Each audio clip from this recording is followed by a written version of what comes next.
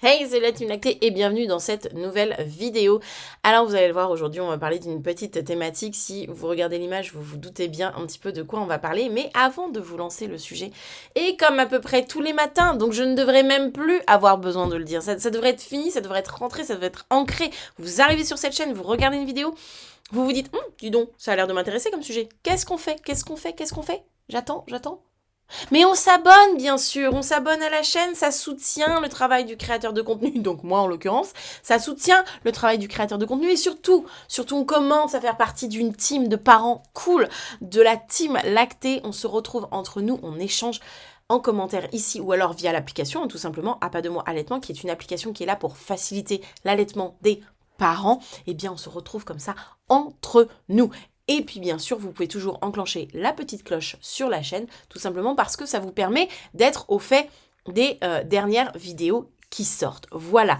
Alors, un petit peu comme d'habitude de tous les matins, mais vous le savez maintenant, je n'ai plus besoin de dire ce genre de choses.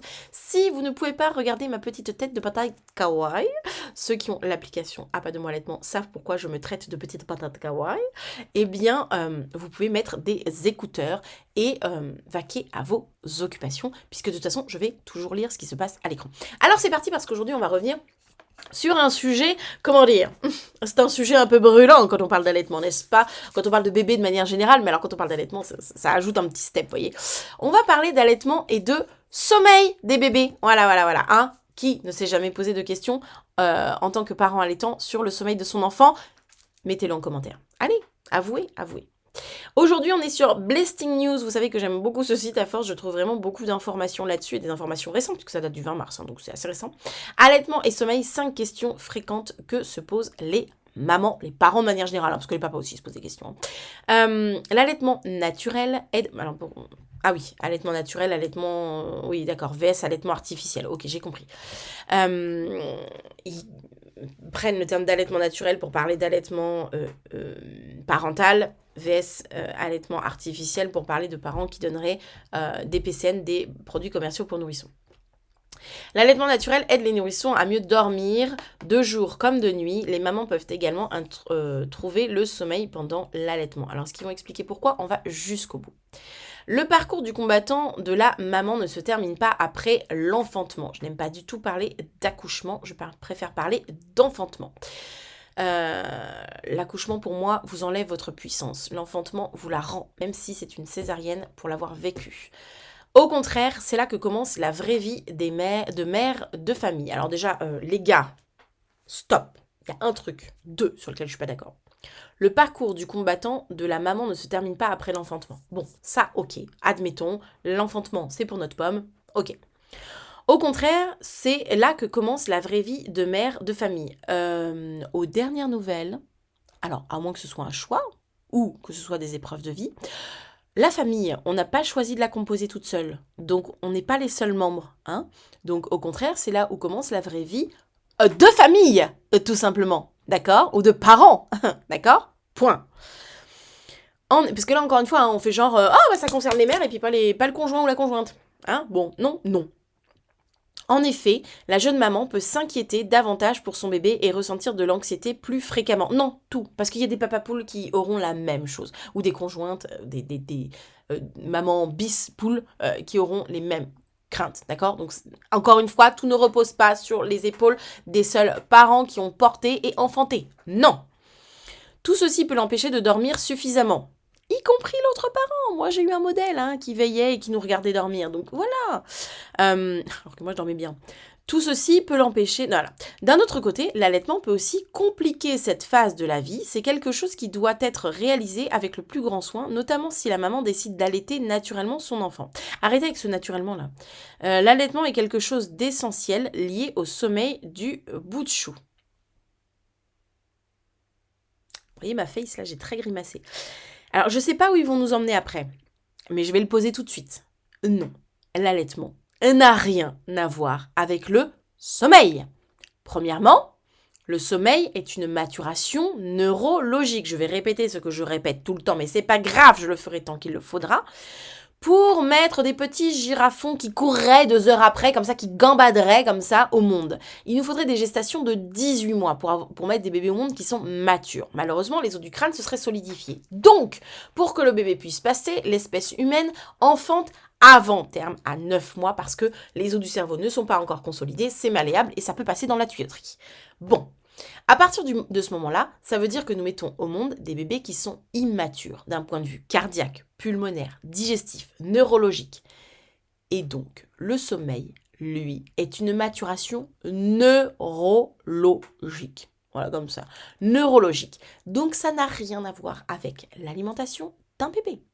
Ça va dépendre de sa maturation neurologique et ça va prendre du temps. Bref, ceci étant posé, je me désagace et on continue. Quels sont les avantages de l'allaitement sur le sommeil? L'allaitement naturel... l'allaitement aide le nourrisson à mieux dormir de jour comme de nuit. Oui, c'est vrai. Par ailleurs, le taux de mélatonine dans le lait augmente la nuit, tandis qu'elle est indétectable en journée. Tout à fait vrai. Ainsi, cet élément aide, donc cette molécule, cette hormone, aide le bébé à réguler son horloge naturelle. Comme quoi, il va naturellement apprendre les cycles circadiens via ce genre d'hormones. Donc là, je comprends leur phrase, l'allaitement est quelque chose d'essentiel lié au sommeil. Dans ce sens, je suis d'accord. Mais quand même, j'avais besoin de replacer les choses.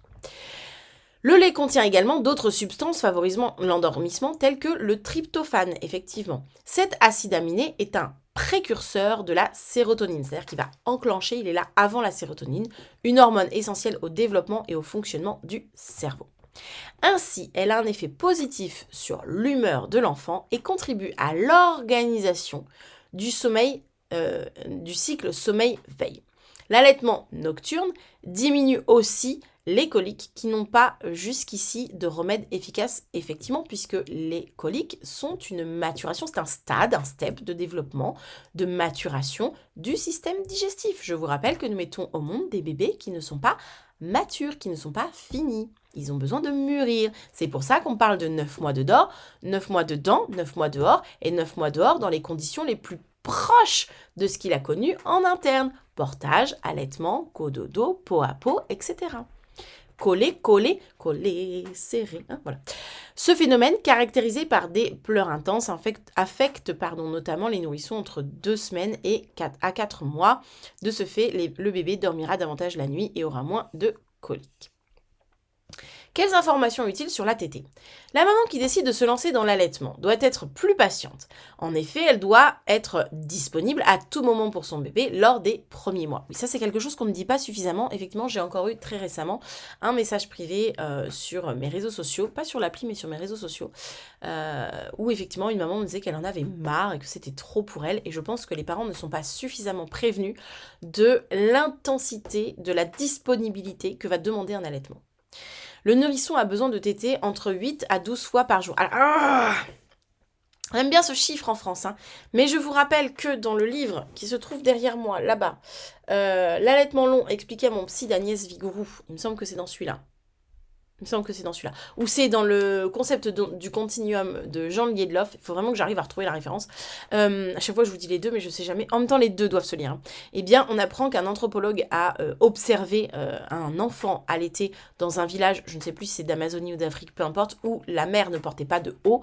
Donc, le sein était vraiment visuellement en free boobs et qu'il a compté pas moins de 95 tétés pour un seul enfant sur une même journée. Donc, on se calme avec les 8 à 12, parce que si vous êtes en dessous de 8, ça veut rien dire, et si vous êtes au-dessus de 12, ça veut rien dire non plus. On se calme. Cela peut être espacé de 2 ou 3 heures au début. Non, Blesting News, j'aime bien vos articles d'habitude, mais là, non, c'est à la demande, d'accord? C'est à la demande. Ça peut être espacé, pour mon expérience personnelle, ça peut être espacé de 5 minutes, d'accord? De 20 minutes, pardon. Hein, moi j'avais un enfant, mon premier enfant, l'allaitement pendant 1 mois, c'était des tétés de 5 minutes toutes les 20 minutes pendant 1 mois. Pendant 1 mois les gars. Pendant 1 mois. Des tétés de 5 minutes toutes les 20 minutes. La disponibilité que ça demande, vous voyez? Donc non, pas toutes les 2-3 heures, ça dépend des enfants. Au fil du temps, cet espacement peut changer d'un enfant à un autre, au fil du temps, au fil de la journée, au fil de tout ce que vous voulez. Hein. Par ailleurs, la tétée à heure fixe est proscrite. Là, on est d'accord. C'est l'allaitement à la demande qui est préconisé de nos jours. Mais pas de nos jours, hein, de toujours. Toujours. En général, un bébé s'endort au sein. Oui, ça peut. Alors, en général, un bébé s'endort au sein parce qu'il tète pendant son sommeil. Et ça, c'est très important de le dire. Et il tète efficacement, voire même plus efficacement que quand il est éveillé. La tétée permet d'apaiser un bébé qui pleure. C'est également un moyen de l'endormir si besoin. En effet, le mot allaitement se traduit par se calmer ou s'apaiser dans de nombreux langages. Ça, c'est très beau de le savoir. Allaitement signifie se calmer ou s'apaiser dans de nombreux langages. Tout ce qui touche au tété aide le nourrisson à faire la transition éveil somnolent ou endormi. Donc le réveil profond, paradoxal, éveil, bon bref, vous les avez, les 3 cycles du sommeil, j'arrive jamais à le retenir. C'est la raison pour laquelle certains parents utilisent des tétines comme substitut au sein pour calmer le bébé à la maison ou lors d'une sortie. Est-ce que les tétées nocturnes sont efficaces? Oui, l'allaitement la nuit est efficace. Le bébé s'endort plus rapidement quand on allaite la nuit. La maman peut également trouver le sommeil pendant l'allaitement. La nuit se passe plutôt bien. En général, il faut savoir que les parents qui allaitent dorment en moyenne 45 minutes de plus que des parents qui nourriraient avec du lait artificiel. Et pour ça, je vous renvoie sur les travaux de Claude Suzanne Didier Jean Jouveau qui a beaucoup parlé sur la thématique du sommeil entre les bébés allaités et les parents allaitants. Le bébé met plus de temps à digérer le lait artificiel, oui. Ainsi, certains parents choisissent le biberon pour nourrir leurs enfants la nuit. Alors ça c'est marrant, j'en ai parlé avec le papa justement que j'ai croisé dans un rayon de supermarché qui était en train de chercher une boîte de PCN pour la nuit alors que sa femme allaitait. Ainsi, certains parents choisissent le biberon pour nourrir leurs enfants la nuit. Ce dernier ne va donc pas se réveiller fréquemment. C'est faux, c'est faux, c'est faux, c'est faux, c'est faux. On y revient. Cependant, le sein est idéal. Donc, il passe à autre chose. C'est totalement faux. Alors, je suis issue d'une fratrie, d'une très grande fratrie, où il y a eu des bébés avec des PCN et où il y a eu des bébés allaités. Il faut savoir que ma maman nous a toujours dit, donc elle a allaité très peu de temps certains d'entre nous. Bon, moi pas du tout parce que j'ai eu une maladie dès la naissance. J'ai dû subir une opération, etc. Donc moi, elle ne m'a pas du tout allaité. Mais elle a donné des PCN à certains de mes frères et sœurs et elle a allaité certains autres. Et elle me disait à propos d'un de mes frères et sœurs qui avait été allaité, c'est dingue parce que c'est la seule d'entre vous qui a le mieux dormi dès le départ. Voilà. Et c'est c'est un de mes frères et sœurs, d'une de mes sœurs du coup, qui a été allaité le plus longtemps. C'est assez rigolo. Donc finalement, ça vient contredire tout ce que nous dit cet article-là. Et effectivement, en fait, alors, qu'est-ce qui se passe? Pourquoi les bébés à qui on donne du lait industriel, on dit qu'ils dorment plus longtemps? En réalité, ils sont assommés plus longtemps, mais ils n'ont pas une bonne efficacité de sommeil et ils n'ont pas une bonne récupération. Pourquoi? On va digresser 2 secondes. Tout simplement parce que quand vous mangez un plat lourd, et ça vraiment on peut faire le parallèle avec nous adultes, quand vous mangez un plat lourd le soir, votre corps doit le digérer. Or, la digestion, c'est quelque chose qui demande de l'énergie à votre corps. Ça lui demande énormément d'énergie à votre corps. Donc, à partir du moment où vous êtes en travail de digestion, votre corps est au travail. Il n'est donc pas au repos. Votre corps n'est donc pas dans une récupération pleine et entière. Vous voyez ce que je veux dire? Donc un bébé qui est nourri avec des biberons, bien sûr qu'il va dormir plus longtemps, mais c'est faux en fait.